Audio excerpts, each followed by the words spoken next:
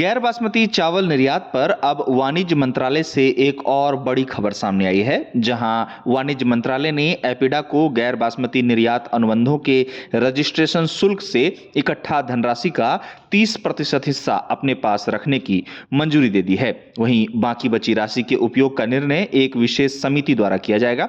अब इस खबर के सामने आने के बाद बासमती चावल के निर्यातकों ने सरकार पर दोहरा रवैया अपनाने का आरोप लगाया है। उन्होंने गैर बासमती निर्यात अनुबंधों के पंजीकरण शुल्क का 30% हिस्सा एपिडा द्वारा रखे जाने के फैसले को लेकर कहा कि जब बासमती निर्यात से जुटाई गई राशि में से एपिडा 50% हिस्सा रखता है तो दो तरह के नियम क्यों लागू किए जा रहे हैं। बता दें कि हाल ही में सरकार द्वारा यह घोषणा की गई थी कि गैर बासमती चावल के हर निर्यात के लिए अब निर्यातकों को एपिडा में रजिस्ट्रेशन कराना अनिवार्य होगा और प्रति टन शुल्क 8 रुपए निर्धारित किया गया। अब गैर बासमती निर्यात के रजिस्ट्रेशन शुल्क का 30% हिस्सा एपिडा द्वारा रखे जाने को लेकर चर्चाओं का दौर जारी है। इसी बीच सूत्रों की माने तो जुलाई में वाणिज्य विभाग ने गैर बासमती चावल विकास कोष NBDF की स्थापना को मंजूरी दी थी, जिसका प्रबंधन एपिडा के अध्यक्ष की अध्यक्षता में एक पैनल द्वारा किया जाएगा। सूत्रों द्वारा दी गई जानकारी के अनुसार इस पैनल में उद्योग जगत के 3 प्रतिनिधियों सहित 8 सदस्य होंगे। इसके साथ ही सूत्रों की माने